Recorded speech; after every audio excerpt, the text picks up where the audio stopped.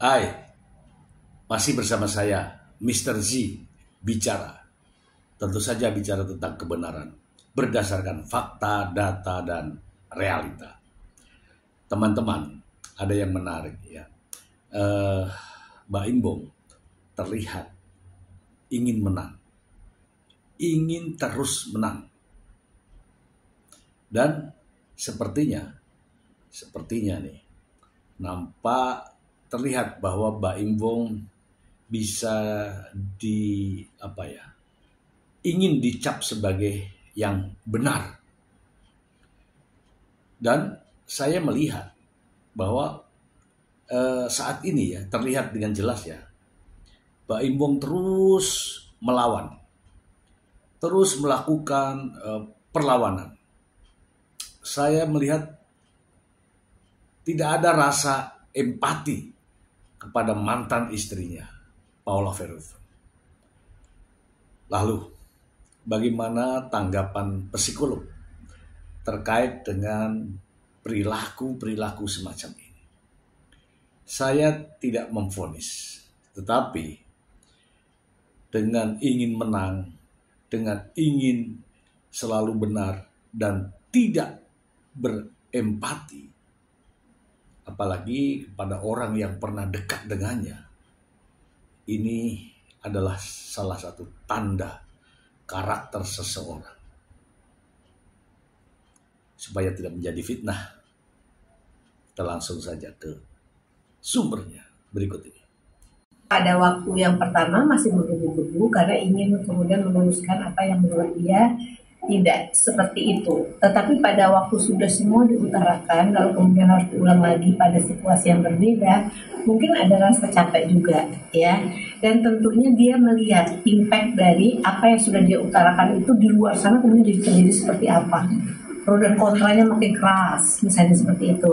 Gak semua orang siap untuk menerima hal tersebut. Sehingga pada waktu yang berikutnya dia merasa bahwa sudah pengacara saja yang bicara, dia merasa sudah semua yang dia ingin utarakan sudah pernah diutarakan gitu. Kalau menurut saya akan lebih baik kalau misalnya semua memang sudah diutarakan, tapi kalau perlu tidak usah ke media aja lagi, tapi tetap yang ingin diperjuangkan itu harus dipaparkan secara jelas supaya kemudian apa yang diharapkan bisa keluar seperti apa yang diinginkan gitu. Dan saya nggak merasa melihat bahwa ini orang jadi gentar karena dia tidak bicara, tetapi lebih karena udah capek ya, semua udah saya omongin nih gitu. Nanti kalau mau ditanya kan pasti ngulang lagi kan gitu ya. Dan tiap kali ngulang itu jangan kira tidak membuat hati luka. Setiap kali hal itu dia ingat bahwa seluruh Indonesia mengetahui tentang sesuatu yang tidak perlu diketahui. Begitu banyak orang yang menghujat dia, bagaimana orang ada yang pro and kontra dan sebagainya, itu pasti berdampak pada secara psikologis pada diri orang ini. Makanya lebih baik diam saja. Sang psikolog mengatakan bahwa ada impact, ada dampak yang ditimbulkan ketika seorang pria yang melakukan perlawanan terhadap wanita. Ini ya, menurut pendapat saya teman-teman, sangat tidak perlu sepertinya. Namun mengapa Mbak Imbong selalu ya begitulah. Mari kita simak pernyataan lanjutannya. Dilihat dari sisi mental sama psikologis juga kan, ini kan perempuan bertubi-tubi bunda yang mulai dari perceraiannya, terus sampai dia diisukan terkena HIV, sampai juga terkait perselingkuhan dan macam-macam. Dan dia sudah mengeluarkan pembelaan di beberapa podcast, itu sudah ada dia mengeluarkan di saat di persidangan mengeluarkan pembelaan, namun seperti tidak didengarkan oleh hakim. Dan itu yang membuat dirinya tuh dia bilang itu hancur dan dia seakan-akan tidak diterima gitu kan. Seperti apa sih Bunda mungkin yang bisa Bunda gambarkan dari sosok Paula ini yang nanti dia sempat cerita tentang dirinya itu? Sebetulnya kalau saya melihatnya bahwa dia ingin adanya satu hal yang betul-betul objektif apa yang terjadi pada masalah dia. Tapi yang terjadi kok kayaknya tidak seperti itu. Jadi agak dibelokkan atau agak apa, saya kan nggak tahu masalahnya ya. Tetapi maksudnya saya bahwa ada hal yang dia ingin dia utarakan. Tapi mungkin ada beda kekuatan antara yang punyanya versi yang sana dengan dia gitu. Makanya dia mungkin sedang mencari jalan bagaimana bisa mendapatkan apa yang dukungan dari, ya mungkin juga dari Komnas, dari macam-macam itu, agar dia merasa bahwa saya ini ada loh orang yang masih mempercayai saya, bahwa ini bukan hal ini yang terjadi. Namun kalau menurut saya itu penting kalau untuk yang secara apa yang untuk mengeluarkan apa yang ingin dicapai ya. Tetapi menurut saya nggak usah ke media gitu. Kenapa? Karena apapun yang dilontarkan di sana, tidak ada orang yang di luar sana tuh yang paham tentang masalahnya, tetapi pasti akan memberikan statement persepsi yang belum tentu pas seperti apa masalah yang terjadi. Jadi memang kalau saya lihat yang bersangkutan itu ngerti, nggak mau lagi ngomong, bisa dipahami. Karena luka hati akibat dari pro and kontra itu luar biasa. Begitu itu di-up di media sosial. Sebaiknya kalau menurut saya yang ke sosial media ini diselesaikan, tidak usah dilakukan lagi, tetapi kepada memang yang pihak-pihak yang bisa mendukung atau memberikan jalan keluar pada masalah ini, mungkin harus tetap diperjuangkan kalau itu memang betul dan real. Di sini kelihatan betul ya bahwa tidak ada rasa empati sedikit pun Baim Wong kepada Paula Verhoeven. Rasa-rasanya ini melihat bahwa Paula itu orang lain, dan kalau perlu ya jatuh sejatuh-jatuhnya. Saya tidak tahu maksudnya seperti apa, tapi kita dengarkan aja dulu. Nggak nyaman rasanya bahwa setiap kali dia keluar kemana, orang dia akan berpikir, orang itu akan mikir apa ya tentang saya, bisa macam-macam ya. Dan itu berdampak pada kinerja juga, pasti pekerjaan, berdampak kepada bagaimana dia mengontrol emosinya, bagaimana dia berhubungan dengan anaknya, dengan keluarganya, itu pasti berdampak. Kesedihannya, ini apa yang terjadi pada diri setiap orang yang punya masalah beruntun seperti ini nggak sama ya, impactnya kepada tiap orang itu beda-beda. Ada yang seolah-olah cool tetapi sebenarnya dalamnya hancur, ada yang memperlihatkan yang nangis-nangis meraung-raung, ada yang kelihatan seperti kalem tapi juga di dalamnya hancur gitu. Bisa aja, dan ini menurut saya logis kalau dengan nanti situasi yang seperti ini. Saya selalu mengatakan bahwa sedari awal memang Baim Wong tujuannya bercerai, tetapi bumbu-bumbunya luar biasa, ya. Termasuk ada rekaman pribadi yang keluar, rekaman percakapan yang keluar. Ini sesuatu banget ya menurut saya. Ya, kita dengarkan lagi ya. Tidak ke media gitu kan, dia lebih fokus untuk bisa mengurus hal tersebut secara mungkin bisa bilang secara diam-diam gitu, ya bukan secara diam-diam, tapi fokus pada memang yang apa yang mau dilakukan dengan pihak-pihak tertentu yang dianggap bisa dapat membantu dia, kalau menurut saya gitu. Karena nanti ini kayak gini, tiba-tiba bicara di media sosial, yang satu kelihatan diam, orang pro yang itu kelihatan bahwa yang salah teriak-teriak, yang diam itu kayaknya jadi oke banget gitu. Dan itu kan pasti terus bergantian antara pro dan kontranya gitu, dan tidak habis-habis. Dan ini yang kalau menurut saya nggak setiap orang kuat untuk menghadapinya. Apa yang dikatakan netizen atau followers atau apa itu belum tentu benar. Mereka nggak ngerti masalahnya, tetapi pada waktu kemudian dia bangun dengan persepsinya sendiri, jadilah kemudian yang ditulis, yang diutarakan itu bisa menyakiti hati orang gitu. Namun saat ini Paula Verhoeven sedang berjuang untuk memulihkan nama baik, ya, terutama nama sebagai seorang ibu, sebagai seorang perempuan, sebagai seorang istri atau mantan istri.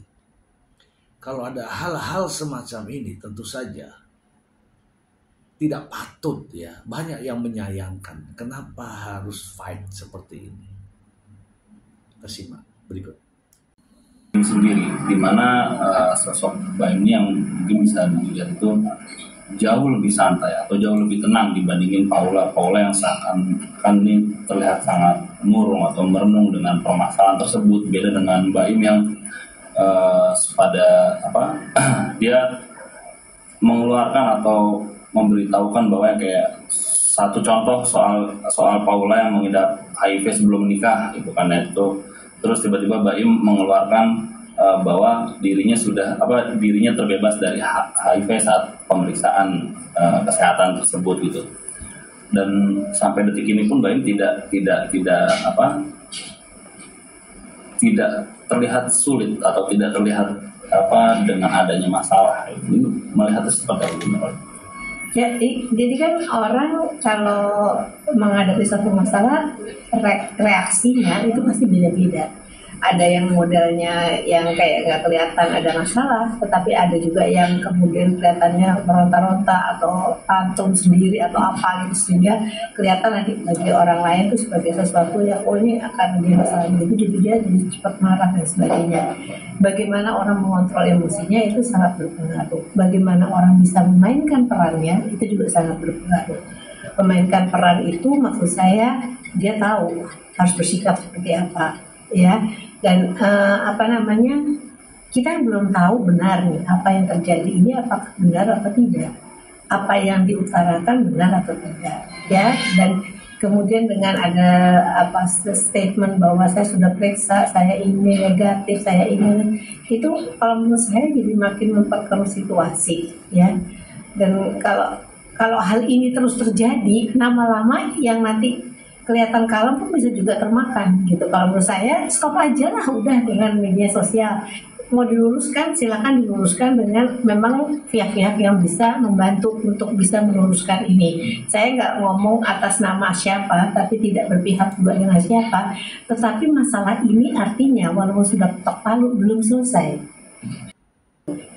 Apakah di dalam persidangan pertama itu ada kesalahan dalam hal tertentu secara teknis, saya nggak tahu. Tapi impact-nya makin banyak nih ke belakang. Biasanya kalau sudah ketok palu sudah selesai, apa yang diinginkan kedua belah pihak untuk berpisah sudah beres. Tapi kalau saya lihat belum, karena masih ada tersisa rasa nggak nyaman dari salah satu pihak gitu. Makanya bereskan dulu, selesaikan, dan kemudian mungkin menjadi diri sendiri, menjadi apa adanya, real, itu jauh lebih baik daripada pretending, berpura-pura. Nah, itu yang menurut saya harus dilakukan. Ingat dulu aja ya, ini ada anak. Jadi jangan kita bikin sesuatu yang terlalu panjang, dramanya yang berdampak pada anak nantinya. Ya, benar. Ya, kehadiran Paula Verhoeven di berbagai tempat ya, ada di KJ ya, Komisi Yudisial, ada di MA, kemudian ada di Komnas Perempuan. Ini tujuannya adalah untuk mengembalikan nama baik. Bukan hanya sekedar Paula saja, tetapi juga menjadi kekuatan bagi perempuan-perempuan di Indonesia secara umum. Mari kita simak berikut. Seperti kita tahu, nggak luas disebut Baim, atau mungkin bisa terjadi pada orang lain juga, Bunda. Seseorang yang selalu melakukan atau mengabadikan momen atau kisah di hidupnya gitu kan, mau itu sulit, susah, ada keributan atau kesenangan. Sebenarnya dilihat seperti itu psikologis seperti apa sih, Bunda? Apakah ada rasa kecemasan, ketakutan terus pada manusia itu membangun image itu bisa dengan cara macam-macam, ya. Ada orang nggak cukup hanya untuk tetangganya yang lihat betapa baiknya dia kepada lingkungan, harus butuh tambahan bahwa orang lingkungan yang lebih luas harus tahu tentang dia. Kalau di agama Islam, yang kiri memberi, yang kanan nggak usah tahu. Yang kanan memberi, yang kiri nggak usah tahu tangan kita. Apalagi kalau kita berbuat baik ini untuk sesuatu yang lebih sifatnya diniatkan awal itunya mulia banget gitu. nggak perlu sebetulnya kalau menurut saya untuk diekspos gitu ya. Itu cukup dicatat oleh Allah. Tetapi kalau kita mau membangun pencitraan kita, manusia gini, manusia itu konsep dirinya, gambaran dia tentang dirinya itu dia lihat dari saya ini siapa. Oh, saya pandai berbicara, saya ini orangnya lemah dalam hal apa, saya orangnya lebih senang menjadi orang yang ahli sedekah misalnya gitu. Gambaran dia tentang dirinya itu kadang-kadang hanya dilihat suka orang tertentu, saya ganteng, saya putih, saya artis, saya famous. Apa namanya famous tuh? Menarik atau famous tuh terkenal. Nah, tapi kalau orang itu nggak pakai terkenal ya mungkin dia nggak butuh support yang seperti selalu ada video tertentu untuk bisa menunjukkan dia seperti itu gitu. Karena orang yang punya konsep diri yang betul tentang dirinya, nanti dia evaluasi tentang konsep dirinya itu, yaitu self esteem, harga diri. Dia lihat, oh saya ahli sedekah positif, saya orangnya pemberang, oh negatif, saya ini. Nanti kalau positifnya banyak, self esteemnya tinggi, itu berdampak pada percaya diri. Tetapi kalau membangun konsep dirinya itu dari hal-hal yang memang harus didukung dengan hal-hal lain, tidak apa yang dari pure dari dirinya, orang sebelumnya harus tahu, harus membackup itu, kita tergantung sama lingkungan. Yang penting kan manusia itu melihat dirinya seperti apa, kalau menurut saya gitu. Pada waktu dia kemudian memberikan apa namanya sedekahnya, perhatiannya kepada orang, menurut saya nggak perlu untuk diperlihatkan gitu, nggak perlu. Disampaikan ya bahwa ada ingin menang, ingin terus dikatakan sebagai orang yang paling benar, kemudian menunjukkan eksistensinya, ingin tampil berbeda. Ini adalah tanda-tanda karakter seseorang. Ya, kita simak aja lah. Tentang orang-orang NPD Bunda, tentang orang NPD, bener gak sih orang-orang NPD itu orang yang ingin diakui? Tadi Bunda sempat bilang, dan ingin diakui dan merasa dirinya selalu benar, dan dia adalah omongannya adalah Tuhan. Omongannya dia terus. Orang yang kayak begitu kan memang orang yang ingin dilihat sebagai sesuatu yang luar biasa dan sebagainya. Cuman untuk menegakkan diagnosa bahwa seseorang itu NPD atau tidak, itu perlu assessment yang cukup panjang. Kita nggak bisa lihat dari satu sisi, 2 sisi, 3 sisi itu oke, itu masih NPD, belum tentu. Tapi ada kecenderungan seperti itu mungkin, karena setiap orang ingin kelihatan ditampil. Foto kenapa di-upload di media sosial? Semua orang melakukan itu kan untuk dilihat gitu ya. Sama juga kan berarti, tapi kan ada batasannya. Nah, assessment ini yang harus bagus dulu, baru kita bisa menegakkan diagnosa bahwa dia NPD atau bukan. Karena begitu dia ditegakkan diagnosa NPD, prognosanya bisa berubah atau tidak itu sangat tergantung dari hal tersebut gitu. Kalau saya nggak terlalu harus dicap nih NPD bukan, yang nggak penting gitu. Yang penting ada berbuat baik untuk kemudian tidak terlalu diekspos ke kiri ke kanan. Kalau perlu kita harusnya tahu saya ini lemahnya di mana, harus perbaikan ke depannya seperti apa. Itu aja. Nah itu teman-teman semua, bahwa pendapat seorang psikolog ya, dia adalah seorang wanita yang memahami betul bagaimana karakter seseorang. Namun apakah Mbak Imbong memiliki salah satu di antara itu? Yang jelas Mbak Imbong sekarang ini ingin dikatakan sebagai orang yang paling benar terkait dengan masalah ini. Kemudian ingin menang terkait dengan persoalan ini, dan tidak ada empati kepada mantan istrinya.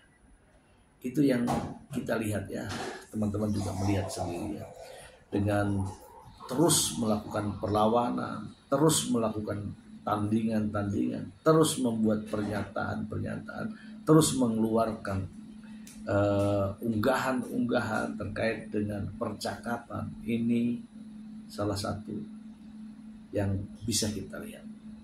Artinya apa? Ya, ingin menang itu ada di dalam suatu karakter ya masuk dalam kategori orang yang memiliki karakter berbeda. Itu saja dari saya, ya. Semoga bermanfaat. Terima kasih. Bye.